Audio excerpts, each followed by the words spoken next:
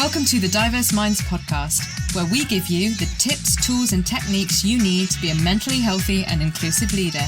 Each week, you'll hear about a variety of topics linked to mental health, wellbeing, and diversity that will enhance both your professional practice and personal wellbeing. Welcome to the 306th episode of the award-winning Diverse Minds podcast. Last episode, I spoke about how your D&I strategy may be a PR stunt and how to fix it. If you listened to that episode, did you enjoy it? Did any of it resonate with you? Let me know via the details at the end of the show. Don't forget the podcast is now fortnightly, but if you're missing weekly content, you have 6 years worth of episodes to listen to.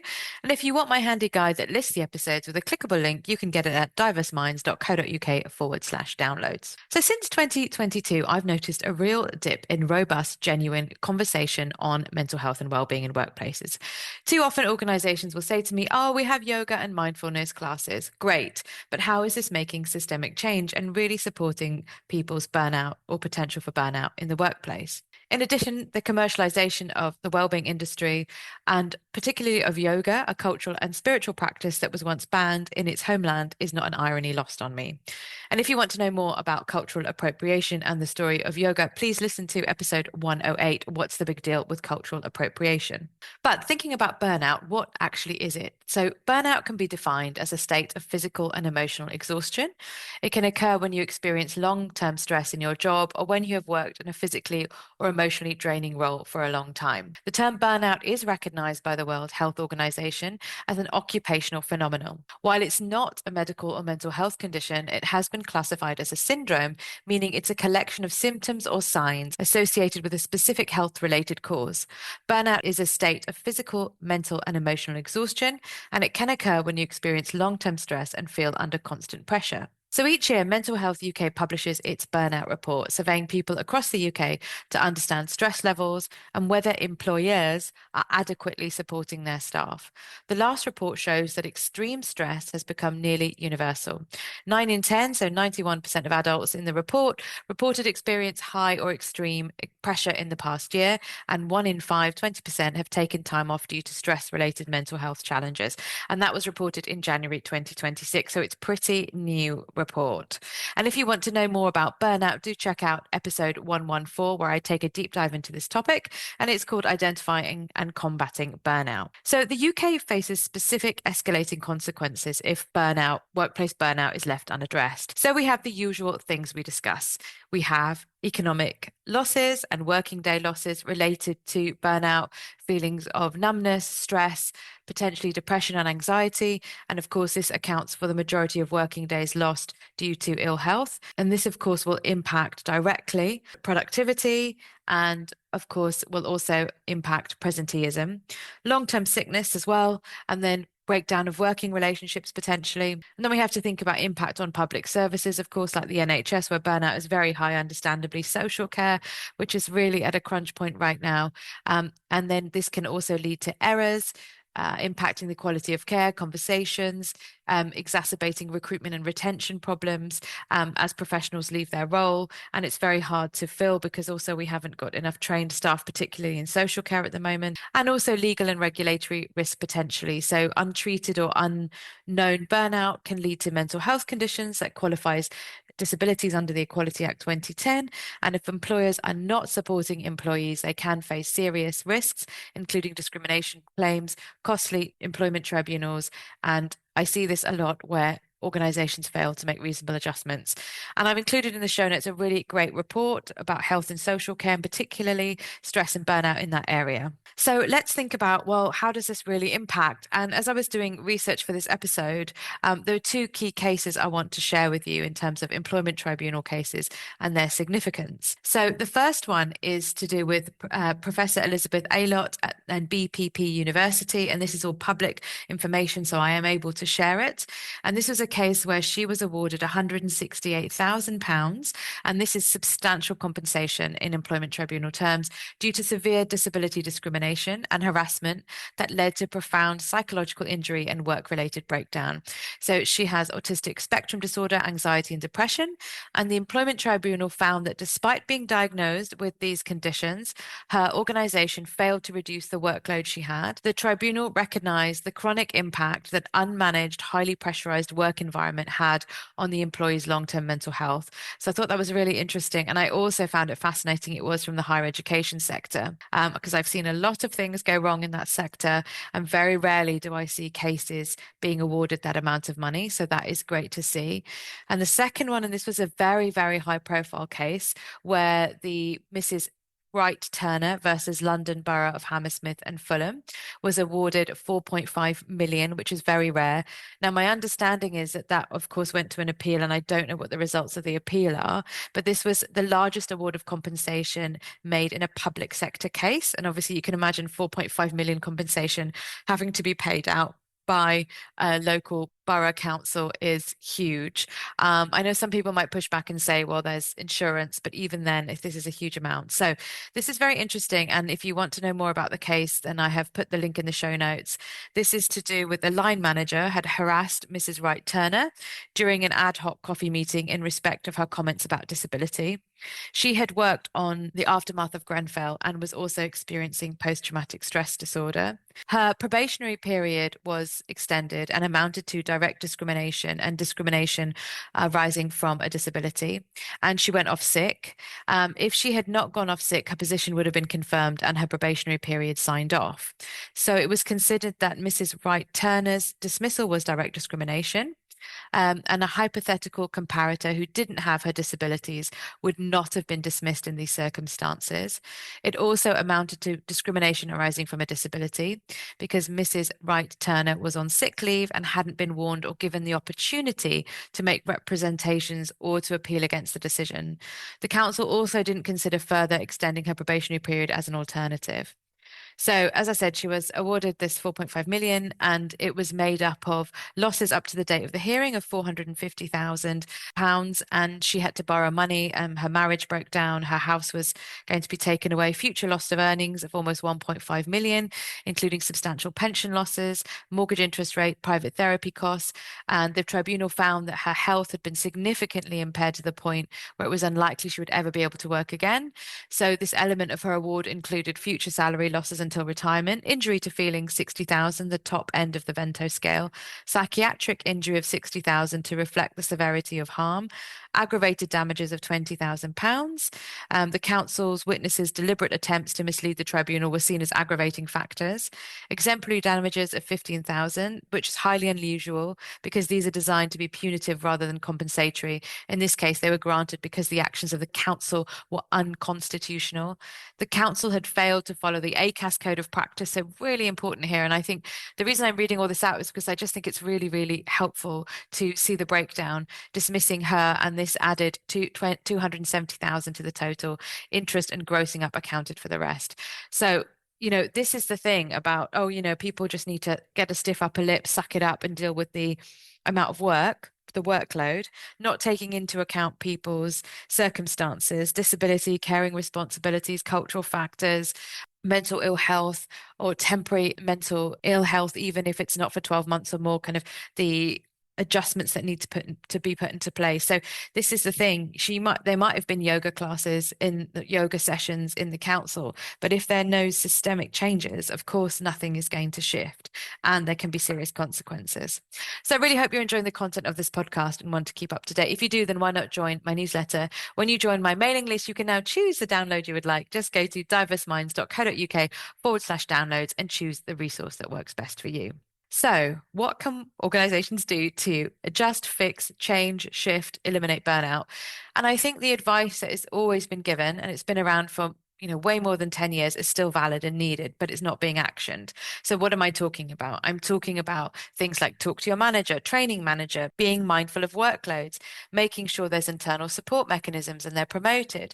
But here's my take on what's wrong and what really needs to shift. So firstly, I think there's a huge overuse of and on technology, and often that isn't needed because it's for the sake of it.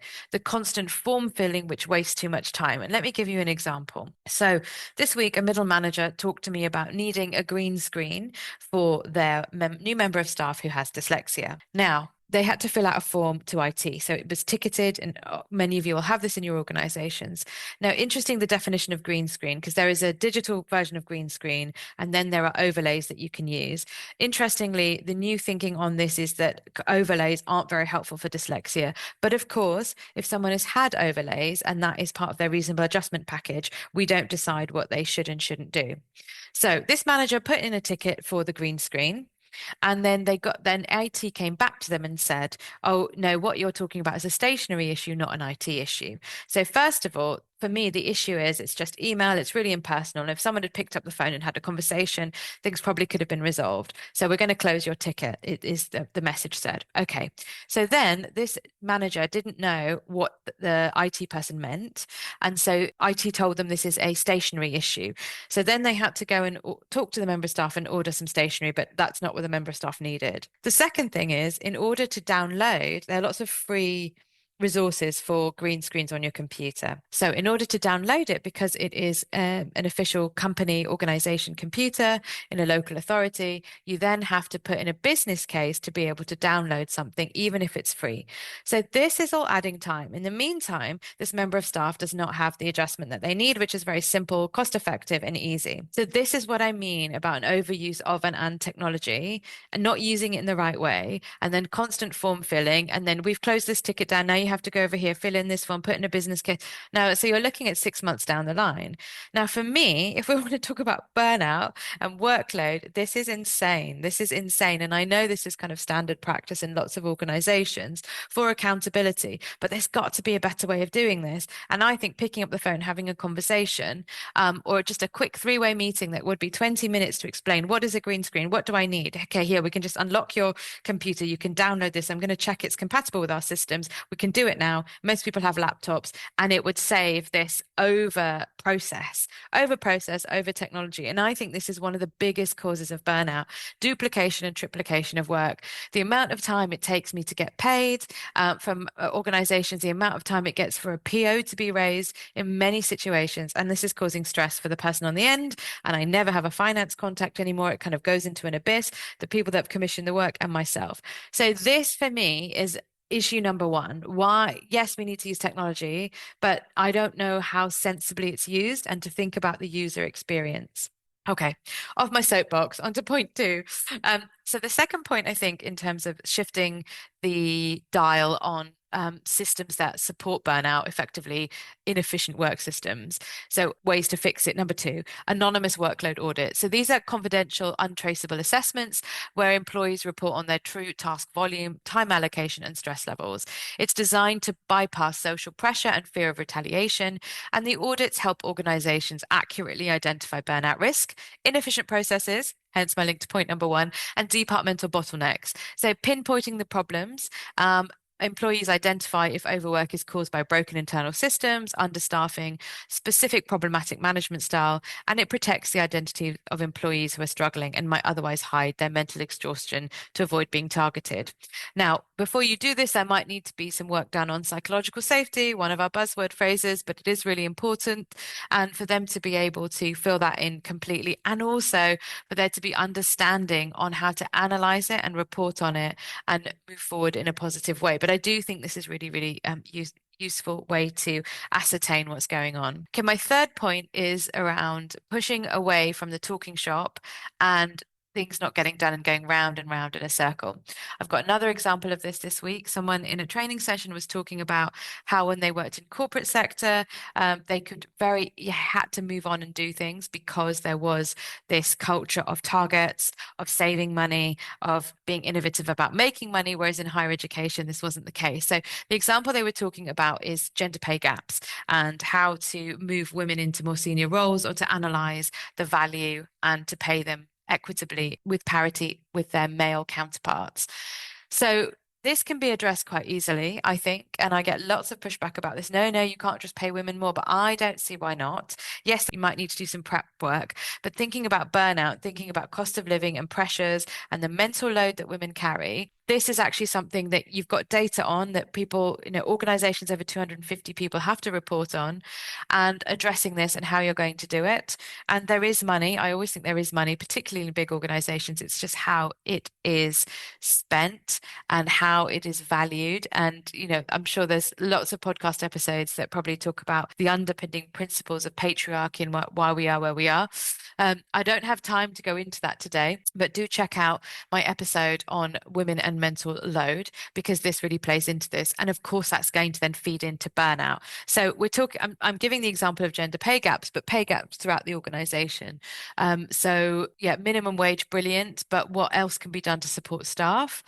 We've got gender pay gaps, we've got ethnicity pay gaps, we've got disability pay gaps. So I talked about that last time. So it is going to be mandatory then to be reporting on race equality pay gaps for organizations of over 250 people. But I don't think there's any point just reporting on it if we're then not going to do something about it. And then linking back to my first point, if we have the technology, we can just shift things in the right direction. Okay.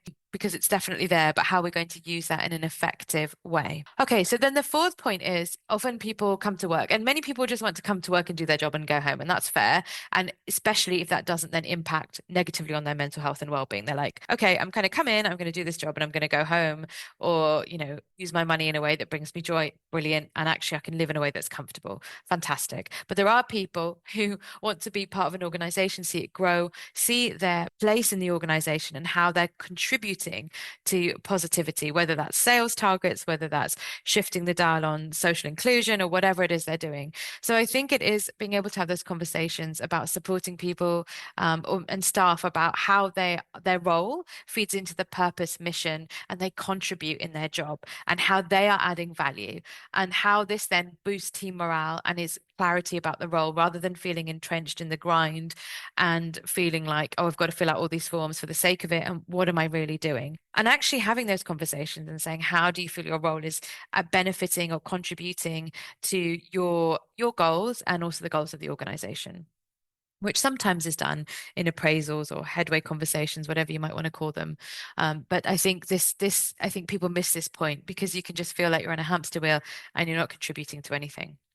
Okay, the fifth thing is the 4-day work week, and we've not heard much about this recently. So, after lockdown, lots of talk about this, but then it kind of fizzled out. So, evidence from Professor Brendan Birchall from University of Cambridge and Dr. David Frayne from University of Salford, who investigated the impact of reduced hours on productivity and staff well-being for UKRI. Their work was part of the world's largest trial of a 4-day working week to date, and it was published in October 2024 by UKRI. So UK Research and Innovation. So the UK pilot instigated a 4-day week in conjunction with the UK's 4-day week campaign, and it involved 61 UK organisations.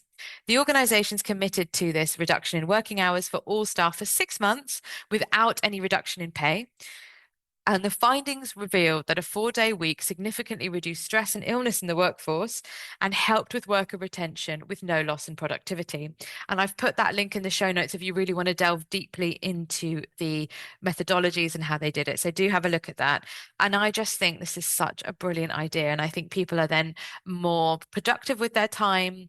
They can be more focused, and they can also then plan fun things or relaxing things for themselves in that day off. And they might not always be able to do that. Sometimes we do have to spend time doing chores more than we would like to, but this is so important. And there is evidence, and there's evidence in the UK and obviously Scandinavia.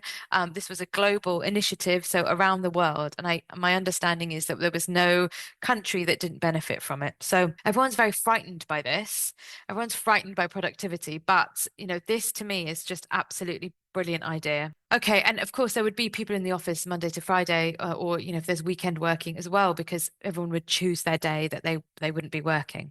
Okay, then my final point is, and I mentioned it earlier, is training for managers. So not just a 1-hour lunch and learn tick box. I'm talking about proper deep dive training.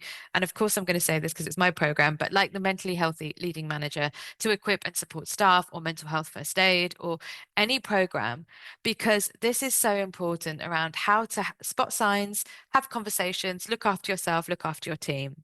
And again, recently this week in a training session, someone mentioned a very challenging situation conversation they had with a member of staff with mental ill health. And they were saying, I really, really wish HR had dealt with it. And I said, okay, when you say deal with it, what do you mean? And they said, I just wanted them to take it all over because it really wasn't for me to deal with. And HR weren't going to get calls at 10 a.m. in the morning on a Sunday, but I did. And at this point, my alarm bells were really ringing because I was thinking, okay, A, this shouldn't be happening to you as a line manager, but B, as a line manager, you also do have to manage the situation with HR support, absolutely, but they are your team member. I couldn't say that because that wasn't the area of the training, but this was fascinating to me. So again, and I asked the question, who's had mental health training here? And not many people had. So this is the thing. And I think that, yes, and I've got a whole episode about should we really have mandatory training?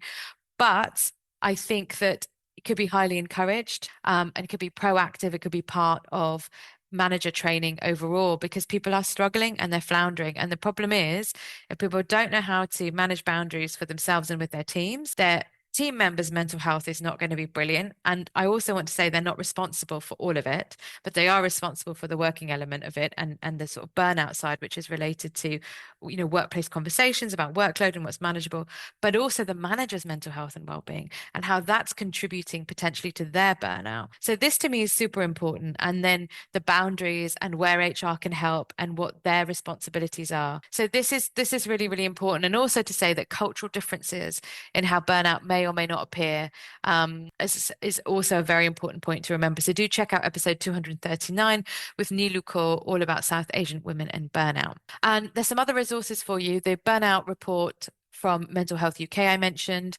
So that's mentalhealth-uk.org/burnout. Link is in the show notes.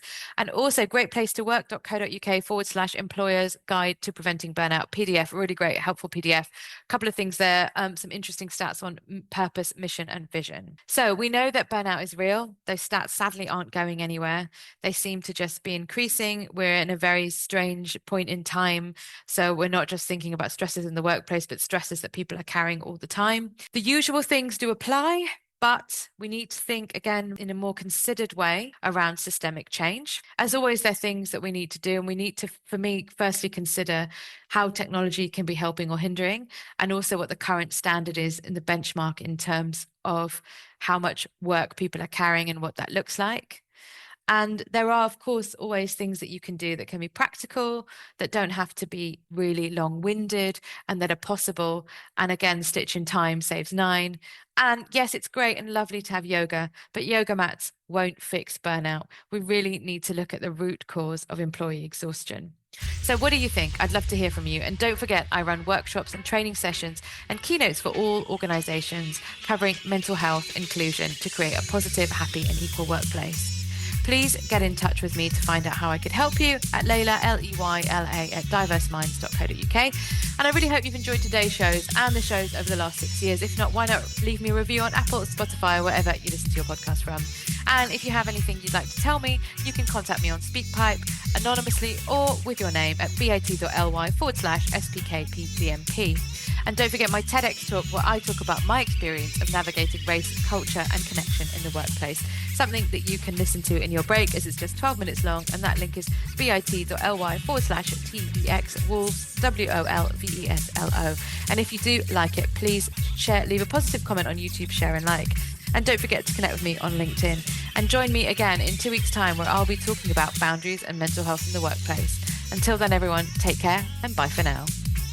Thanks for listening to the Diverse Minds podcast. Don't forget to subscribe on Apple Podcasts, Spotify, or wherever you access your podcasts from.